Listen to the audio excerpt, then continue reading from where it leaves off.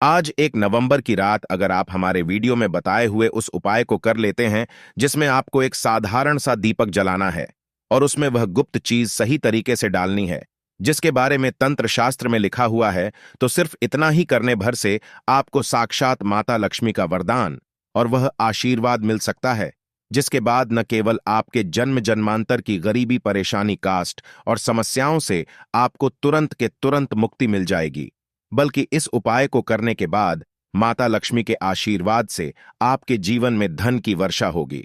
आपके जीवन में धन आने के रास्ते खुल जाएंगे।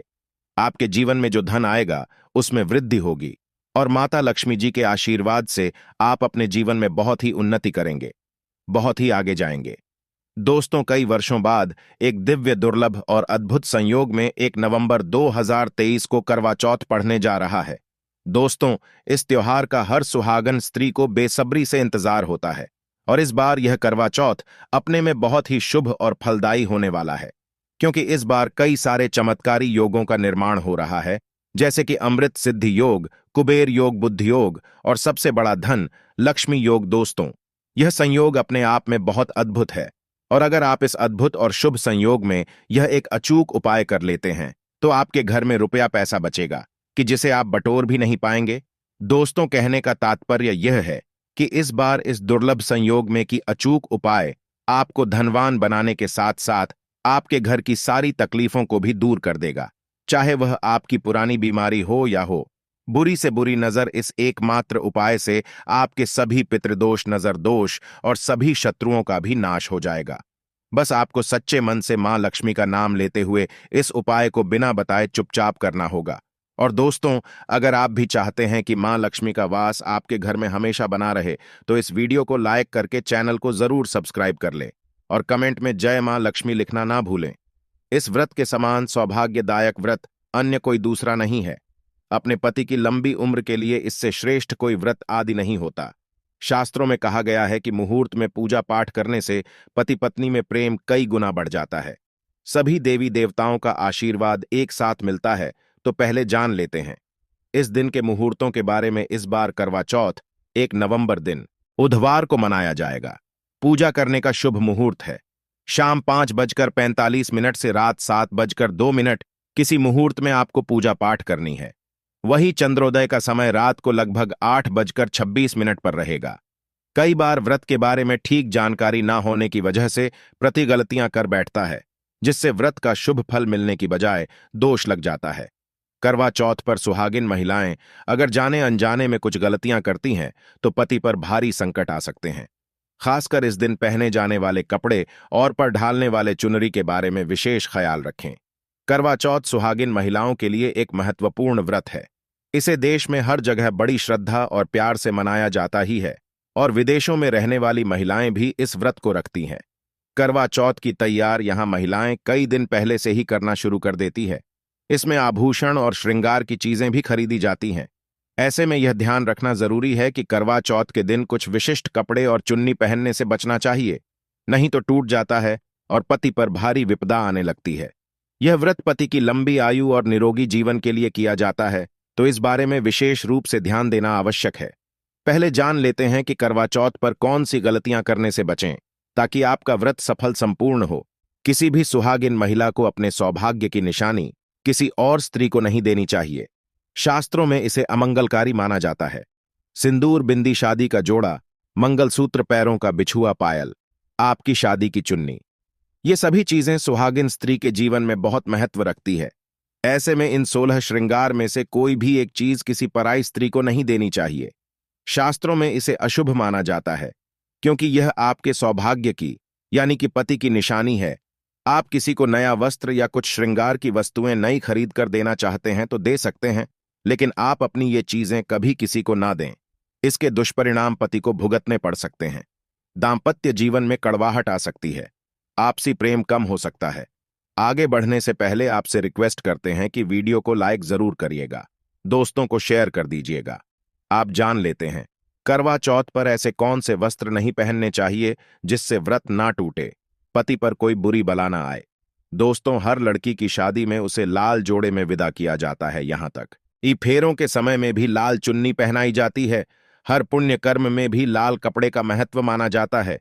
हिंदू धर्म में लाल रंग और भगवा रंग बड़ा ही शुभ और मंगलकारी माना जाता है, तो इन्हीं रंगों के वस्त्र इस दिन पहनना शुभ माना जाता है। ध्यान रखें कि करवा चौथ के दिन पूर्ण सफेद रंग की साड़ी, कोई भी सफेद वस्त्र, भले वो भारी कलाकार से बना हो, करवा चौथ पर बिल्कुल नहीं पहनना चाहिए, क्योंकि यह दाम्पत्य जीवन से संबंधित त्योहार है और सफेद रंग को स्त्री के विधवा होने का रूप माना जाता है। इसलिए करवा चौथ पर सफेद वस्त्र कभी नहीं पहनने चाहिए।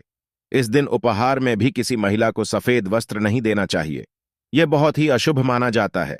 अगर आपका शादी का जोड़ा आप इस व्रत में पहनते हैं तो इसे बहुत ही शुभ माना जाता है। शादी के जोड़े से मंगल यादें और आशीर्वाद जुड़े होते हैं, तो इससे पति को भी खुशी मिलती है और साथ ही साथ माता पार्वती का आशीर्वाद भी मिलता है। इसलिए शादी का जोड़ा करवा चौथ पर हो सके तो जरूर पहले। अगर आपके पास शादी का जोड़ा नहीं है तो आप नई लाल चुन्नी, लाल कपड़े लाकर पहन सकती हैं। करवा चौथ पर लाल रंग का जोड़ा, भगवा पीला जो कि बृहस्पति का प्रिय रंग है, या फिर हरा गुलाबी, इसमें से किसी भी रंगों के कपड़े पहन सकते हैं, क्योंकि यह रंग अशुभ नहीं माने जाते। ऐसा भी नहीं है कि आपको नए वस्त्र ही इस दिन धारण करने हैं। करवा चौथ के दिन आप पुराने कपड़े भी पहन सकते हैं।